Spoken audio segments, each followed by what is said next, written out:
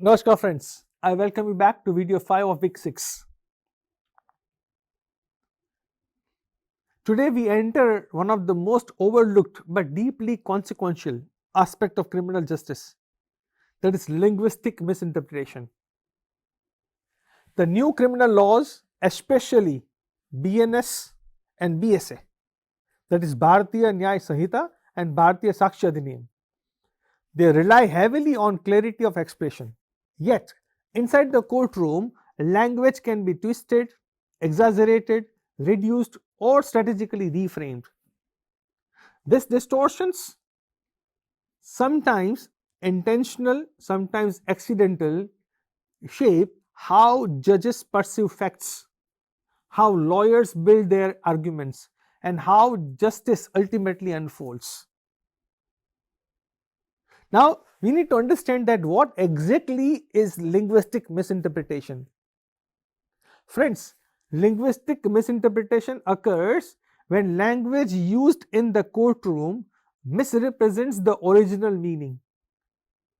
It misrepresents the original tone, intention, or emotional context of evidence or testimony.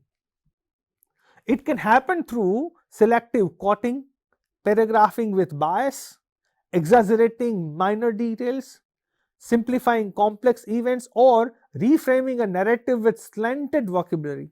The danger lies subtly. Misrepresentation rarely announces itself loudly. It hides between the lines. The new criminal laws emphasize precise linguistic thresholds like dishonest intention, criminal force, fear of injury, deceit, sexual intent, improper advantage. Each of these contains a linguistic boundary. Lawyers may attempt to stretch or shrink these boundaries for strategic advantage. For example, calling mere argument criminal force or minimizing a threat as casual conversation. See, these distortions can dramatically shift judicial interpretation. Friends, you should understand that courtroom language is persuasive and not neutral.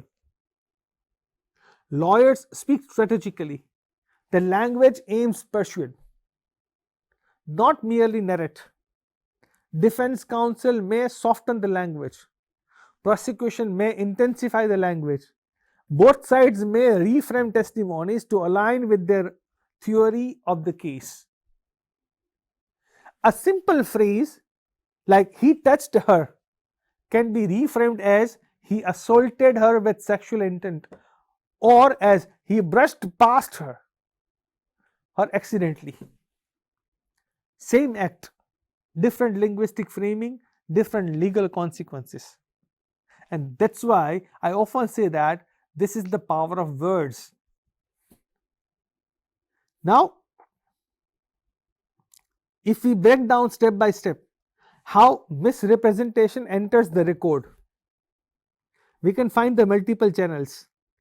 Friends, misrepresentation enters through multiple channels. Number one, the witness's words are summarized instead of quoted. Translation errors alter meaning. Lawyers' paraphrases distort the tone. Judges' dictation create unintended lexical changes. Or written orders adopt lauded vocabulary.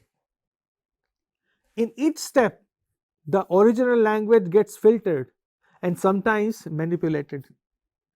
Your role as a forensic linguist is to detect where this filtering crosses into distortion. Just imagine a witness says, I felt threatened because he kept moving closer and raising his voice. Defense counsel quotes only, he kept moving closer, removing the raising his voice, that part which conveys intimidation. The linguistic removal shifts perception from threatening behavior to a mere proximity. Such selective quoting has reversed outcomes in several cases. Courts must be cautious, and forensic linguists help courts restore the full linguistic picture. See, when it comes to overinterpretation, it happens when counsel assigns meanings not present in the original words. For example, a witness says, I hesitated before answering, and counsel claims she clearly fabricated her story because she hesitated. Here, a natural cognitive pause is reframed as deceit. Such reframing is linguistically unsound and dangerous. Now, underinterpretation is equally harmful. It minimizes the seriousness of language. For example, a survivor says, I was terrified and I froze. Defense claims she was calm and cooperative. See the difference in both the sentences. This linguistic and erasure of trauma misrepresents emotional truth. Courts must evaluate testimonies holistically and not selectively. Many times there are issues with translation distortions, and that becomes one of the major source of misinterpretation or misrepresentation in India. In India's multilingual courts, translation is both essential and risky. Emotional tone may disappear, cultural markers may be replaced, idioms may lose meaning. These are possibilities. A phrase like वो मुझे दबाव डाल रहा था, this can be translated as he pressured me, does not fully capture psychological intensity conveyed in Hindi. Linguistic experts help courts understand these gaps. Advocates sometimes unconsciously rewrite parts of testimony during arguments. It appears becomes it is certain. She felt uncomfortable becomes she faced harassment. He raised his voice becomes he threatened violently. This incremental linguistic upgrades shape the judge's mental model. Your role as a forensic linguist is to identify narrative drift and ensure fidelity to original statements. Now, if you look at the landmark judicial observations on misrepresentation, we can talk about India's courts have repeatedly warned against linguistic distortion.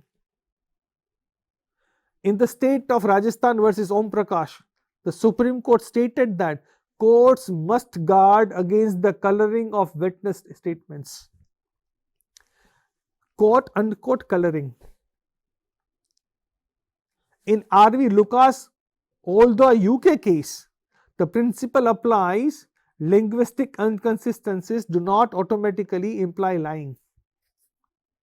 These cases, friends, highlight judicial awareness of linguistic fragility, even before the term forensic linguistic gained visibility. Now, as a forensic linguist, what is your responsibility? A forensic linguist, we do not decide guilt. We protect linguistic truth. We ensure words are not stretched or shrunk unjustly. We highlight when misrepresentation is strategic, careless, or systematic. We help courts interpret language as it was spoken, not as it was framed.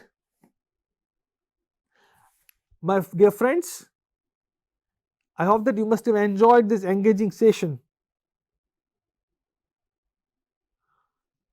I must tell you, linguistic misrepresentation can make or break criminal cases. Understanding these distortions empowers you to safeguard fairness inside the courtroom. I'm sure that you must be enjoying this course. I'll also catch you in the next video. In the next video, we'll explore code switching and multilingual legal challenges, where language identity and legal interpretation collide. So until then, you stay tuned to the course. I'll catch you in the next video. Till then, thank you very much. Namaskar.